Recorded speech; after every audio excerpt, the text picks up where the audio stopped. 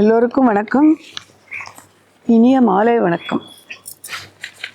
என் பேர் டாக்டர் ராஜேஸ்வரி ராமச்சந்திரன்.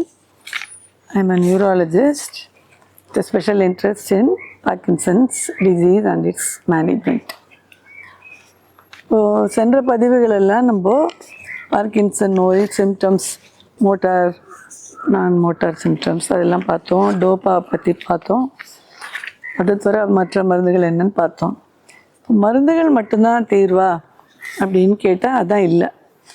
மருந்துகள் தவிர பேஷண்ட்டை ரீஹேப், அதாவது புனர்வாழ்வு இல்லை மறுவாழ்வுன்னு கூட சொல்லலாம். இது மாதிரி கை காலெலாம் ரொம்ப ஸ்டிஃபாகி நடக்க முடியாமல் அவங்களுடைய அன்றாட வேலைக்கு மற்றவருடைய உதவியை எதிர்பார்க்கிற கதியில் அவங்க இருக்கிற போது அந்த நோயாளிக்கு நம்ம எந்த வகையில் உதவியாக இருக்கலாம்? மருத்துவர் மருந்து கொடுத்து வீட்டுக்கு அனுப்பிடுவார். மற்றபடி அவங்களுக்கு எப்படி உதவலாம்? அவங்க குளிக்கிறதுக்கு, அவங்க உடுப்பு உடுத்துறதுக்கு, சாப்பாடு சாப்பிட்றதுக்கு, இல்லை ஒரு பாத்ரூம் போய் வர்றதுக்கு, எல்லாத்துக்குமே அவங்களுக்கு உதவி தேவைப்படும். ஸோ அப்படி இருக்கிற போது அவங்களுக்கு வேறு என்ன மருந்துகள் தவிர வேறு என்ன மருத்துவ வசதி செய்து தரலாம் அப்படின்னு பார்க்குறது தான் இந்த ரீஹேபுடைய பர்பஸ்ஸு. இது பேஷண்ட்டுக்கு அனுகூலமாக இருக்கணும். நம்ம சொல்கிறது பேஷண்ட்டுக்கு சரியாக படணும். இதில் நிறையா டைப் இருக்குது. மல்டி டிசிப்ளினரின்னு சொல்லுவோம். வாய்ஸ் தெரப்பி, பேச்சு தெரப்பி, அப்புறம் ஆக்குபேஷனல் தெரப்பி, அன்றாட வாழ்க்கைக்கு என்னெல்லாம் பண்ணணும், ஃபிசியோதெரப்பி, இந்த மாதிரி மனநலத்துக்கு இந்த மாதிரி எல்லாத்துக்கும் சேர்த்து பண்ணுறது தான் ரீஹேப் அப்படின்றது பேர். ஸோ இந்த ரீஹேபில் என்ன அட்வான்டேஜ்னால் பேஷண்ட்டுக்கு அன்றாட வாழ்க்கையை அவங்களுடைய தேவைகளை அவங்களே கவனிச்சிக்க முடியும். மற்றவர்கள்ட்டேருந்து எடுத்துக்கிற ஹெல்ப்பு குறைவாக இருக்கும். ஸோ இப்போது மெடிக்கல் ரீஹேபில் என்னெல்லாம் பண்ணுறோன்னா, ஒரு ஃபிசியோதெரபிஸ்ட் கூப்பிட்டு அவங்களுக்கு கெயிட் எப்படி, பாஸ்டர் எப்படி, ஸ்ட்ரென்த்து, பேலன்ஸ் இதெல்லாம் இருக்குது. அதெல்லாம் சொல்லி கொடுத்தா கீழே விடாமல் இருப்பாங்க. ஏடிஎல்னு சொல்லுவோம், அதாவது ஆக்டிவிட்டி ஆஃப் டெய்லி லிவிங், அதுக்கு எப்படி ஹெல்ப் பண்ணலாம் அவங்களுக்கு, அது மாதிரியெல்லாம் சொல்லி தருவோம். இப்போ சைக்கலாஜிக்கல் ரீஹேபிலிட்டேஷனில் பிஹேவியரல் தெரப்பின்னு இருக்குது, காக்னேட்டிவ் தெரப்பி, இதெல்லாம் பண்ணுற போது அவங்களுக்கு மைண்ட்ஃபுல்னஸ் தெரப்பி, சில சமயம் மியூசிக்கு, சில சமயம் மெடிடேஷன், இந்த மாதிரி எல்லாம் சொல்லி தரும்போது ஓரளவுக்கு அப்பாத்தி இருக்காது, டிப்ரெஷன் இருக்காது, மற்ற பேரோட பழகணுன்ற நோக்கம் இருக்கும். ஸோ சோஷியல் ரீஹேப்ன்றது எப்படி நம்ம 4 பேரோட சேர்ந்து இருக்கிறது, எப்படி நம்ம சமூகத்தில் மூவ் பண்ணுறது அப்படின்னு சொல்லித்தரது தான் சோஷியல் ரீஹேப். முக்கியமாக சிலதெல்லாம் பார்ப்போம். நம்ம ஃபிசிக்கல் தெரப்பி, முக்கியமாக ஃபிசியோதெரபிஸ்ட் உங்களுக்கு இந்த பிரச்சனைக்கு இந்த மாதிரியான எக்ஸசைசஸ் பண்ணியாச்சுன்னா டெஃபினட்டாக ஸ்ட்ரென்த்து கூடும், ஈஸியாக கை கால் மடக்கி நீட்ட முடியும், மொபிலிட்டி இன்க்ரீஸ் ஆகும். முக்கியமாக இந்த கெயிட் ஃப்ரீஸ் ஆகுதுன்னு சொன்னேன் இல்லையா, ஆன் ஆஃப் நம்ம, அதுக்கெல்லாம் இந்த எக்ஸசைஸ் ரொம்ப ஹெல்ப் பண்ணும். அவங்க முக்கியமாக ஒரு சில மெத்தட்ஸ் யூஸ் பண்ணுவாங்க நட பெட்டராக இருக்குது. ஒன்று பேர் க்யூயிங் டெக்னிக்ஸ். க்யூயிங்னா சப்போஸ் இன்னொரு சென்சரி இன்புட் போட்டு அவங்கள நடக்க வைக்கிறது. இப்போ அவங்களால நடக்க முடியலன்ற ஃப்ரீஸ் ஆகிடுறாங்க. நீங்கள் ஒரு பாட்டு போடுறீங்க, டட் டட் டட் டட் டட் டட்டான்னு வருதுன்னு வேணா அந்த ரிதம்க்கு தகுந்த மாதிரி நடக்க தொடங்குவாங்க. அப்படி இல்லைன்னா ஒரு விஷுவல், அவங்க தடியிலே ஒரு வழக்கு இருந்தது, அது இப்படி இப்படி ஃபிளிக்கர் ஆச்சுன்னா இந்த வழக்கை நோக்கி அவங்களால நடக்க முடியும். இல்லைன்னா தொடு உணர்ச்சி பேஸ் பண்ணி நடக்க முடியும். ஸோ க்யூயிங் டெக்னிக்ஸ் தான் அவங்க முக்கியமாக யூஸ் பண்ணுவாங்க.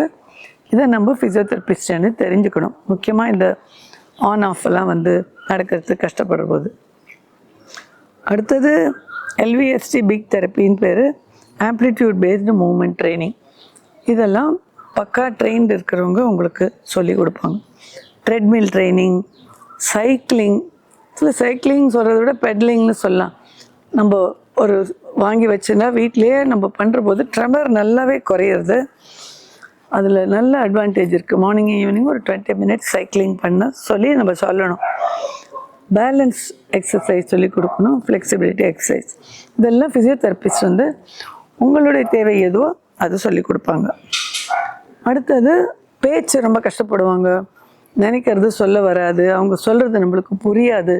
அவங்க ஃபோனில் பேசினா அவங்க ஒன்றுமே புரியாது, ஏன்னா வாய்ஸ் வால்யூம் லோ ஆகிடும். இது மாதிரி so speech and language therapy, எஸ்எல்டின்னு பேர்.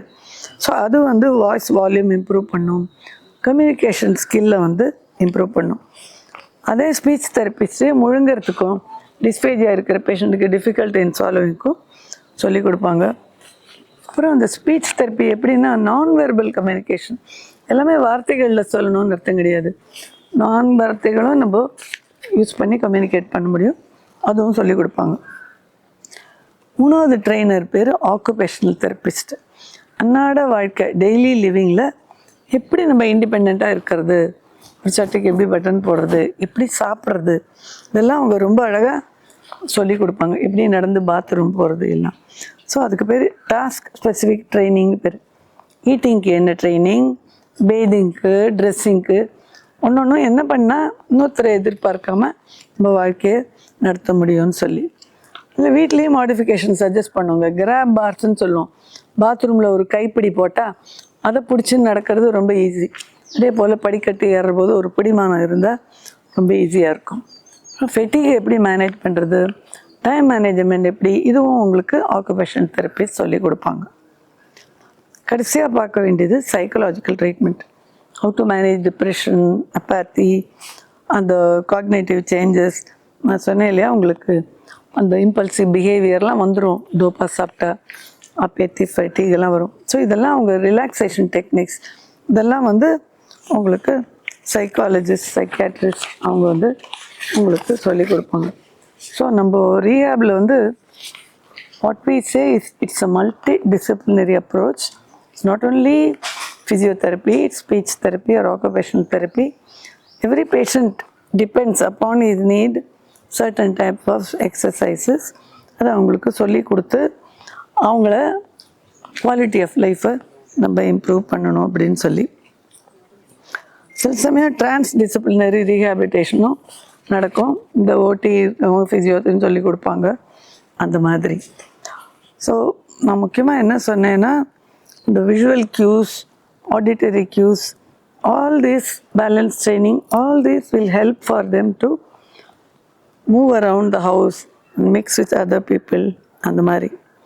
கடைசியாக சொல்ல போகிறது வந்து பிஹேவியரல் ரீஹேபிலிட்டேஷன் டெக்னிக். இதுதான் ரொம்ப கஷ்டம். உங்கள் பிஹேவியர் சேஞ்ச் ஆகின்னு வருதுன்றது நம்மளுக்கு தெரியாது. யாரானு ஒருத்தர் வந்து சொல்லி தருவாங்க.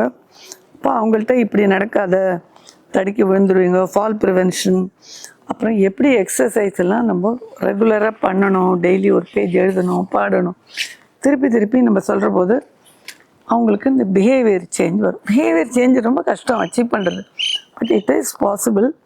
பேஷண்ட்கிட்ட நம்ம எடுத்து சொல்லணும். கடைசியாக மூளை வந்து குறைஞ்சுட்டே போகும்னு சொன்னேன் இல்லையா, செயல்திறன், சிந்திக்கிற திறன் எல்லாம் குறையிற போது காக்னிட்டிவ் ரீஹேப் மெத்தட்ஸ் அப்படின்னு இருக்குது.